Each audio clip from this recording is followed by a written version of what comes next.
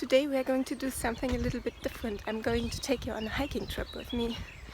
But first, we are going to go to the public bookshelf where I'm going to get rid of my copy of Ring of Bright Water for somebody else to read and hopefully to love to hate. I haven't always had luck with public bookshelves in the past. Most of the time I find what people put in there is little more than waste paper. But this one that we're going to is actually pretty good. It opened sometime last year on the university campus. So let's see if we can't find a gem or two there. Oh, I love this garden.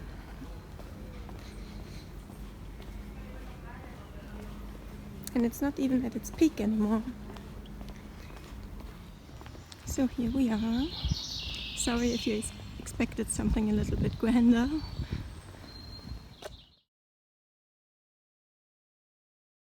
No, I'm kidding. I'm safe and sound at home again after my hike. It was just too cramped in there in the bookshelf to really film very well. So you just have to take my word for it that I got this out of the public bookshelf. This is The Perfect Murder by H.R.F. Keating, a Penguin modern classic. It looks like a cozy crime novel, and this is always worth having.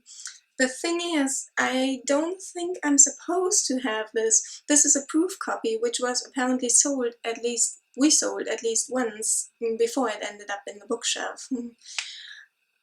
But in fact, I don't think I want to have it either. I didn't understand the blurb when I first read it, and to be honest, I don't think I understand it now either. It's all a bit bonkers, apparently. But this much I understand. It is set in India, it has an Indian protagonist, but the author is an Englishman who wrote in the 1960s without ever having set foot in India, so I really can't imagine that this is worth my time, so I might just get rid of it again. But that's all I wanted to show you for the moment. Let's get on with the hiking, shall we?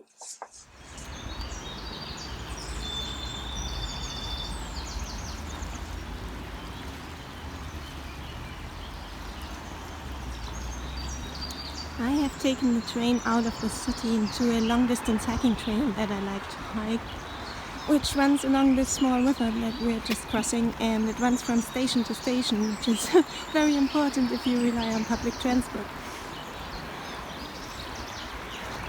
I just love how green everything gets here this time of year.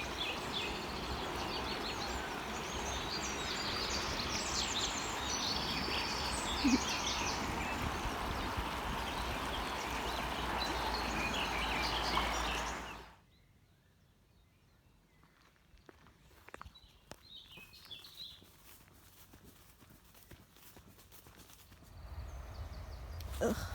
I didn't think of all the fields and the clearings when I put on my trail running shoes this morning, and now my feet are soaking wet.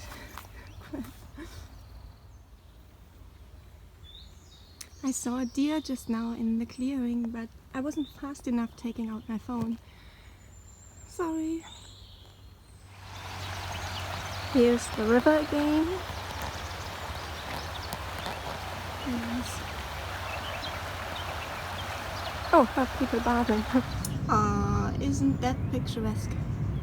Except for the airplane in the background, but we are quite close to an airport. I had forgotten that this sign is at this stage of the trail. It says, particularly dangerous footpath. But if you dare take the risk, it is ultimately very rewarding.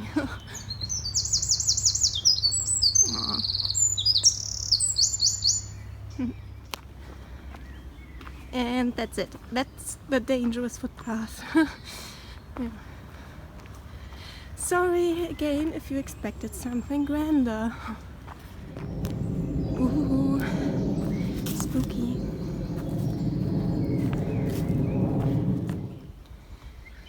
It smells nicely of pine forest, which is one of my favorite smells. It reminds me of holiday in Italy or Spain.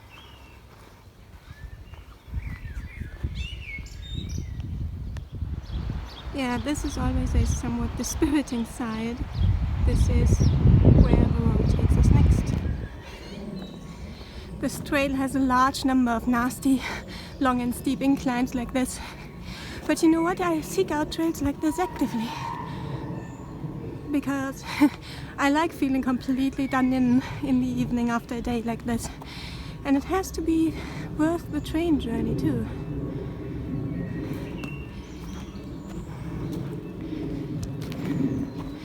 And in this case, there's a special treat at the end of this leg of this long distance trail. This is the last killer climb of the day, but at least this time there's a castle at the top, which is not the treat though. Castles are far too ubiquitous around here to be considered a treat. There is a small patch of St. John's wort here, which makes a good infusion. Allegedly it helps raise your mood and alleviate depression. I could use a little bit of that. Ta-da! Castle. Very exciting. So let's go get our treat, huh? Now this is what I call a treat. The river forms a small lake here in front of the waterfall, and you can swim in here. Hi there! I took a little swim in the river and I'm now not as lobster red anymore as I was after my hike, so I feel that I can use the front camera again. I'm sitting here in a park beside the river. Can you hear the waterfall in the background? Anyhow, I have an hour or so left to kill before my train leaves, so I'm going to use this time to make some progress with this Wild Beauty by Anne-Marie McLemore. Look at that beautiful cover. This is a lovely little fantasy tale of a cursed and displaced family, 3 generations of women who can make flowers and plants sprout with a touch of their fingertips, but who also kill the people that they fall in love with by making them vanish into thin air. And also, isn't this the best possible bookmark for this book? Or the other way around, the best possible book for this bookmark, because I've had the bookmark longer. Yeah, it's the little things like this that make me happy. So I'm home again, safe from the sun, and having a well-deserved vegan pizza from the shop. And I hope I can get through this Wild Beauty today, as tomorrow it's back to work. Thank you for accompanying me on my free day. This was fun, and I hope I'll see you very soon with the next video. Bye, gentle reader.